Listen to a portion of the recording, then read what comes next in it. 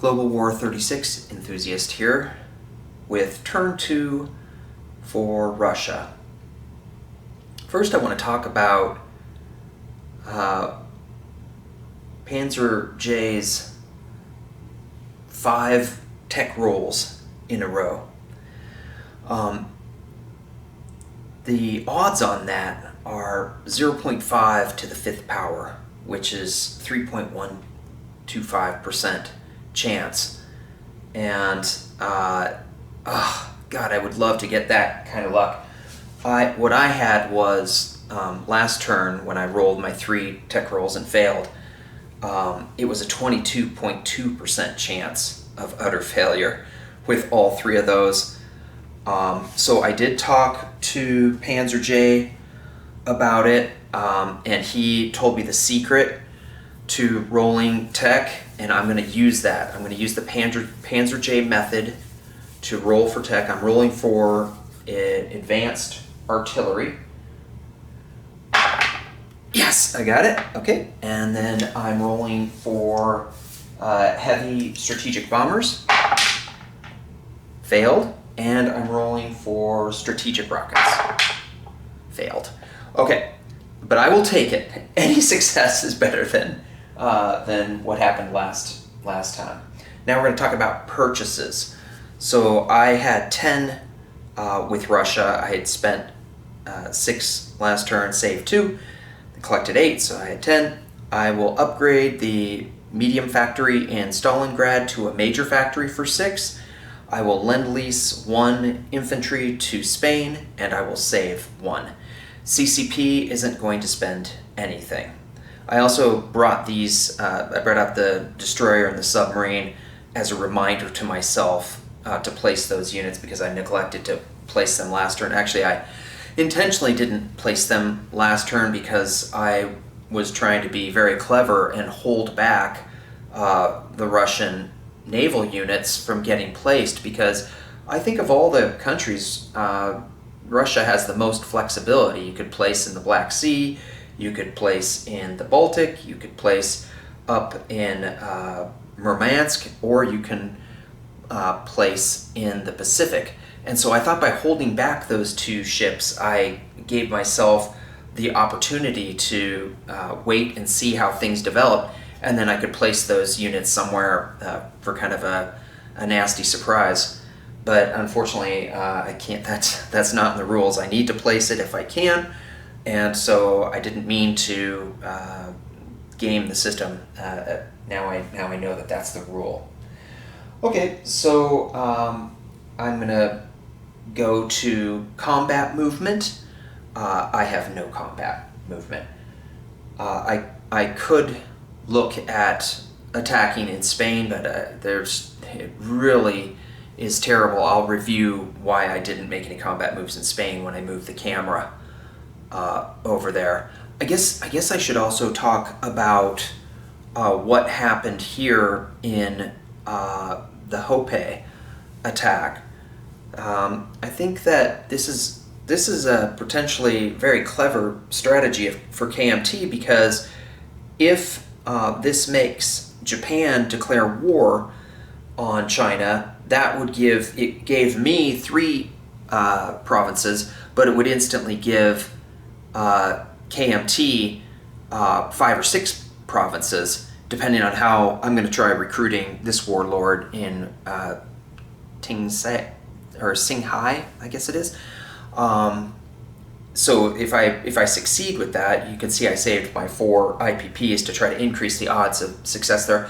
If I do succeed, then he will only gain 5 provinces. But the other thing is that it gives the US the +5 income right away. So I can see KMT maybe what they were thinking there. Okay, so let's do movement. I am going to move my torpedo boat destroyer from C-Zone 38 up to C-Zone 18. And I am going to move 1 infantry from Amur to Cheetah. And I will move 2 infantry from I guess it's pronounced Suiyang. It's this province here, into Peking.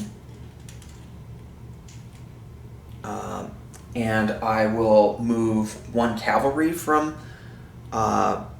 Senshi up to Suiyang. I will move 1 cavalry from Buryatia to Chita. I will move 1 infantry from Angara to Buryatia. I will move 2 infantry from Kazakhstan, Turkestan down to Turkmenistan. I will move an infantry from Kalmytskia to Stalingrad. I'll move 1 infantry from Western Russia into Leningrad. I will move a motorized infantry from Stalingrad into Uralkursk. I will move a light armor from Moscow. Oops, I wrote that down. Oh, I see, it's from Smolensk. I wrote down Moscow, but that was incorrect. To light armor from Smolensk to eastern Ukraine. Where is that? Is that here? I think that's here. Yeah. Okay. And I will move a motorized infantry from eastern Ukraine up here to Uralkursk. And I will move a light armor from Kiev into eastern Ukraine. All right. I think we are ready for the camera move. So, sorry for making anyone nauseous with this. Let's see if I can do it as stable as possible.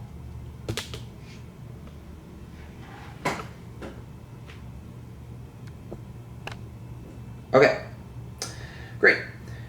Now we're going to move the Russian light cruiser and destroyer from C-Zone 80 to C-Zone 33. That's right. 1, 2, 3. Yep. Whoops. It's in there. It's in there. I'm going to pause on my movement for a second here. I just wanted to go over these, my coloring system, so you can understand how I've organized it. So it's Roy G. Biv. It starts off transports. They're white tipped. The torpedo boat destroyer, it has an attack and defense of 2. That's the red one. Then it goes 3 for orange, 4 for yellow. My destroyers are yellow. Light cruisers, 5 green. Okay, now 6s can be heavy cruisers, which are these guys, or coastal defense ships, and that's this guy. It's the same tips of blue. It just has a little white on it to indicate that it's has a slower movement. You know, the CDS only has a move of 1 versus 3 for the heavy cruisers. And then this is a battle cruiser. That's my attempted indigo color. It's kind of a light bluish, I guess, would have been. I did order this indigo paint, but it turned out to just be light blue, if you ask me. And then I've got this purple color for my battleships. I have just an example. These 3 aren't in play, but just as an example, I've got an advanced submarine with the yellow tip, since they have attack and defense of 4. And then I actually had a really talented friend of mine paint my heavy battleships, should ever one be developed and put into play. So these guys are not in play. I'll remove them, and the Russians move there. I think that's all I want to talk about that. Okay. I think we're up to a submarine move. Was what I remember myself. Okay, 1 coastal submarine from 52 to 51. 1 are going to move. Okay, now let's talk Spain for a second. Oh my goodness. First of all, I was kind of hoping that Panzer J would have attacked me. I know that it was low odds for me to survive, but I hoped that he would attack before. I never saw him buying 2 planes. Like in my solo game with myself, I never thought to be this aggressive this early. I just ground down. Germany would send an artillery, Italy would send an infantry, and it might take till turn 7 or something to take out Spain that way. But this way, Panzer J is just bringing the heat early, and he's probably going to end up spending the same amount of IPPs that the other strategy works, but he's going to capture me a lot sooner. And he's also just kind of psychologically broken my spirit as the Russians. I thought I had been very clever with putting the fighter in the air base and covering both territories, but if I stay divided, I really think I'm going to lose. He can pick where he wants to go.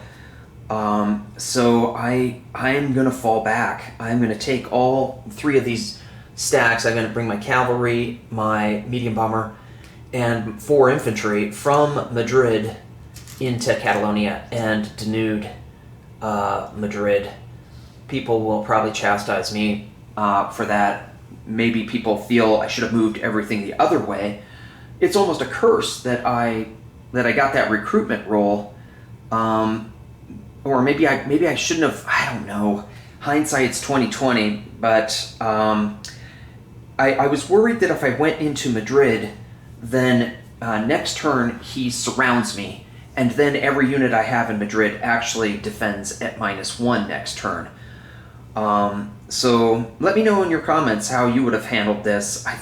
I agonized over it, and in the end I decided that the best thing was the coward's way to fall back to Catalonia. Okay, so those are all my movements. I'm going to place the Russian destroyer and submarine in Sea Zone 16, right here. I will, I guess maybe, I'm going to have that Lend-Lease guy come here into Catalonia. I will leave from Crimea and pass through to Barcelona, the port. You're supposed to announce that when you do your Lend-Lease. You're supposed to announce the route that you take. Before I move the camera, I'm so sorry I'm so disjointed. I'm really impressed with my opponents and their play. Very clever things I hadn't thought about. But I really admire Panzer J's use of that air base in Leon Castile. I had thought, well, if I'm falling back, maybe I'll send 1 infantry here over to Andalusia. What I had thought was it would force him to commit some of his infantry down here, and then they would be stuck, right? They wouldn't be stuck, but it would slow him down, and they couldn't get into the battle that's coming here in Catalonia. They'd have to march extra turns. But then I thought, even if I move 1 infantry here, the way it works is I declare my combat moves. Let's say I'd moved 1 infantry from Madrid into Andalusia, and then after I declared my combat moves, then he may scramble his fighters from an airbase. He could send 3 fighters in there into Andalusia. I would have 1 unit attacking at a 2, and he'd have 3 at a 6. My fighter up here, I guess I could have flown it down there, but then my fighter gets killed before the big battle. So I really thought that was a good move to use the airbase so well. And I tip my hat on that one. I think we can leave the Spanish theater now. Apologize for disrupting. Here, let's see if we can move the camera back. Okay. So, now we are on my spreading influence. I guess I should put in the Stalingrad. Okay. Now we're on the spreading influence roll, right? Okay. Let's see. I'm going to influence Qinghai. I'm going to spend 4 IPPs with the CCP. So I need a 1, 2, 3, or 4 to influence them. 9, I failed. Okay, and now I'm going to do a recruitment roll. I need a 1, 2, 3, or 4 to succeed. And I did succeed with that. That's with the CCP. I should have said that. I hope it's clear that since it's a 1, 2, 3, or 4, it had to be them because they're the ones with 4 territories. And then I'm doing the recruitment roll with the Spanish, and there I need a 1, 2, or 3. Nope, failed. Okay, so that is the turn. I have to decide where I'm going to put my units. I will put 1 militia in Suiyan, 1 militia in Senshi. Okay, is there anything that I am forgetting? I think that is everything. Please let me know if you caught anything. I'm sure you guys would have done that without me even asking. And I now turn it over for turn 1.3 Japan to Panzer J.